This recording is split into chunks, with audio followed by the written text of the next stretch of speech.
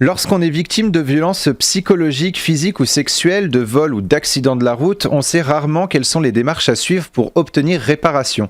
Mediavip 91 accompagne et aide tout au long de l'année les personnes victimes d'infractions pénales. Pour en parler avec nous, je reçois aujourd'hui Marie Sauvé, juriste au sein de Mediavip 91. Bonjour et bienvenue sur Sensation. Bonjour. Alors tout comme moi, beaucoup d'auditeurs n'ont pas connaissance de toutes les possibilités qui s'offrent à nous lorsqu'on est victime d'une infraction pénale. On va tenter ensemble d'expliquer au mieux les différentes possibilités, mais avant cela, quelles sont les missions et objectifs de Mediavip 91 ? L'association Mediavip 91 est l'association départementale d'aide aux victimes du département avec l'agrément du ministère de la Justice et qui se trouve ses locaux principaux au sein du tribunal de grande instance d'Évry. Notre association est composée de plusieurs types de professionnels, des juristes, des psychologues et des assistants sociaux qui permettent un accompagnement global de l'ensemble des personnes qui s'estiment victimes. Alors les violences psychologiques sont parfois difficiles à prouver. Quelles sont les démarches à suivre justement pour prouver qu'on est victime d'une violence psychologique ? Alors l'élément essentiel à savoir, c'est qu'en matière pénale, il est possible de rapporter la preuve de ce que l'on subit par tout moyen. C'est-à-dire qu'un enregistrement fait même sans l'accord de la personne adverse est recevable. C'est la possibilité d'écrire au procureur de la République ou de se rendre directement dans le commissariat ou la gendarmerie la plus proche de son domicile de façon à pouvoir déposer plainte. Donc c'est possible finalement d'enregistrer ou de filmer l'auteur de violences psychologiques et ça peut faire valoir comme preuve devant un juge. Devant un juge en matière pénale lorsqu'il est question d'une procédure pénale, pas sur une procédure civile. Et lorsqu'on est victime de violences sexuelles, la culpabilité nous gagne rapidement. Comment prendre conscience déjà qu'on est une victime et non un facteur d'une violence sexuelle ? Alors ça, c'est une question qui relève plus de l'accompagnement psychologique.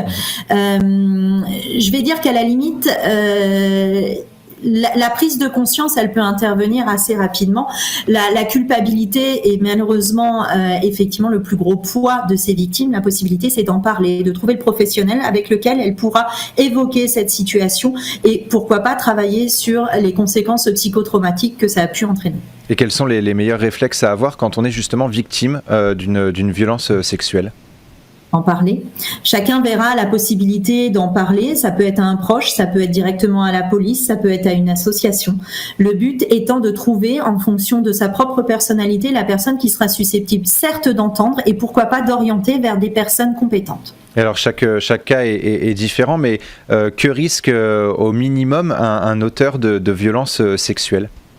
Alors là, je ne peux pas vous répondre, ça va être extrêmement variable. On va avoir des peines qui sont de nature délictuelle et donc qui relèvent d'une condamnation devant un tribunal correctionnel, mais vous avez également des peines pour des faits de viol qui, dans ce cadre-là, relèvent d'une infraction criminelle et relèvent d'une condamnation devant la cour d'assises.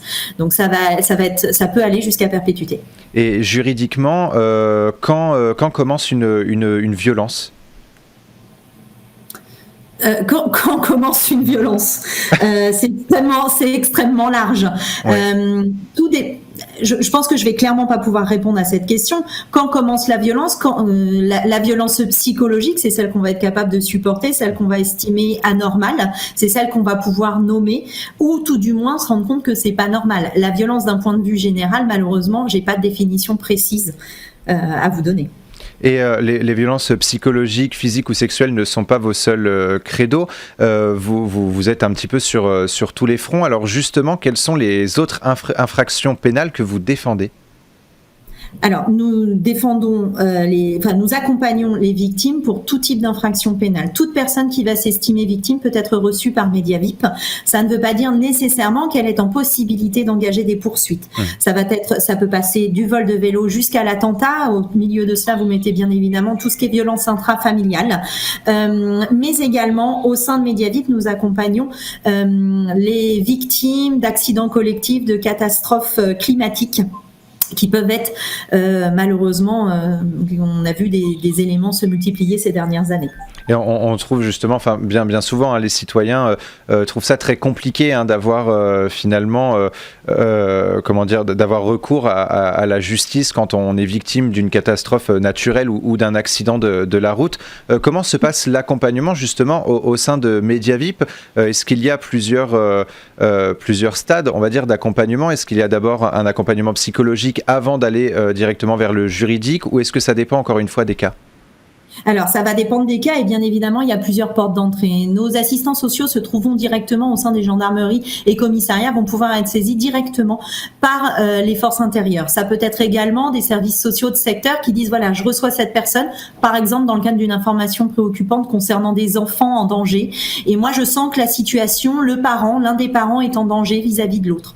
Il peut y avoir des orientations libres aussi, des personnes qui ont entendu par des connaissances qu'il existait ce type de service, et à partir de là, la personne rencontrer uniquement l'assistant social. Vous allez avoir aussi toutes les permanences sur le département, soit 33 communes couvertes par les juristes, la permanence au sein même du tribunal de grande instance d'Évry, avec la particularité des autosaisines que je vous explique. Le procureur de la République chaque jour, à l'issue des gardes à vue, décide de déférer certaines personnes, c'est-à-dire des personnes qui seront poursuivies, qui à la fin de leur garde à vue seront emmenées au tribunal de grande instance d'Évry pour être soit mis en examen, soit jugées, soit placées sous contrôle judiciaire. Il existe un certain nombre de procédures, je ne vais pas tout énumérer.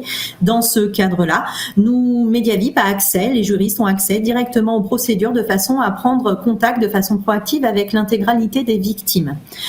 Nous avons également la possibilité de nous saisir directement une personne qui nous avons une permanence dans un commissariat. Le commissariat nous explique en disant voilà, j'ai cette situation qui nous inquiète un petit peu. Nous pouvons prendre attache de façon directe avec ces victimes. C'est la spécificité, c'est l'une des spécificités de Mediavip 91. Nous avons la possibilité de faire, de saisir, de nous rapprocher directement de ces personnes, même si elles ne l'ont pas demandé. Concernant les psychologues, effectivement, là c'est un petit peu plus compliqué. Plus compliqué, pas forcément. Elles doivent nous contacter de façon à ce qu'on puisse leur fixer des rendez-vous.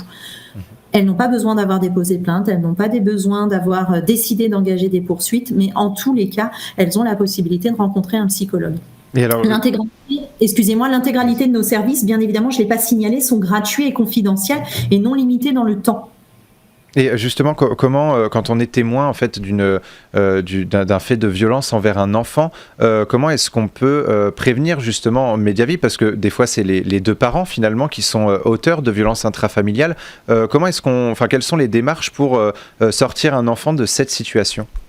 Alors, je pense que le premier élément, c'est pas forcément Mediavip, ça va être le 119, ça va être les mesures de protection, ça va être pourquoi pas écrire un mail à la CRIP ou à la cellule de recueil des informations préoccupantes du 91. Ça va être aussi la possibilité d'appeler les forces de l'ordre. On a pu voir pendant le confinement, il y a eu un certain nombre de placements, effectivement des voisins qui ont appelé les forces de l'ordre, ce qui a pu mettre en place des procédures de protection concernant ces enfants, soit d'un point de vue pénal, soit d'un point de vue du juge pour enfants, avec des mesures éducatives mises en place. Et est-ce que pendant les deux confinements, justement, vous avez quand même réussi à venir en aide et à accompagner des victimes, ou est-ce que ça a été un peu plus compliqué pendant cette période ? Alors, nous avons été mobilisés. Dès le premier jour, nous avons pu mettre en place, dans le cadre du télétravail, des accompagnements. Ça, c'était absolument pas une difficulté. Sur la pratique, après, effectivement, l'échange, le fait de rencontrer la personne d'un point de vue physique, c'est pas la même chose que l'avoir au téléphone. Cependant, l'intégralité de nos actions ont pu être menées, notamment le maintien des contacts pour les téléphones grave danger, si nous étions mobilisés pour la remise de téléphones grave danger en cas de nécessité. Donc, l'intégralité de nos actions ont pu être menées pendant cette période de confinement, qui n'a pas été simple pour personne, je pense. Alors, depuis 2 ans, les violences conjugales et intrafamiliales sont au cœur des débats. Les médias en parlent un peu plus. Les femmes, enfants et même hommes qui sont victimes de ces violences intrafamiliales osent un peu plus s'exprimer et témoigner. Est-ce que vous aussi, au sein de Mediavip, vous avez justement perçu justement ce changement en fait de comportement et cette envie de témoigner et de se sortir de cette situation ? Alors, je dirais que c'est même un petit peu antérieur au confinement. Je pense que le Grenelle a permis de délier la parole et surtout a permis de mettre en commun la volonté de l'intégralité des institutions, de travailler ensemble et d'essayer de faire un maillage le plus cohérent possible. Sur l'Essonne, nous avons un maillage territorial extrêmement intéressant dans l'accompagnement des personnes victimes de violences intrafamiliales. Merci Marie Sauvé d'avoir été avec nous sur Sensation. Pour plus d'informations, un site existe, www.mediavip91.fr, et pour revoir ou réécouter cette émission, rendez-vous sur notre site et application Radio Sensation.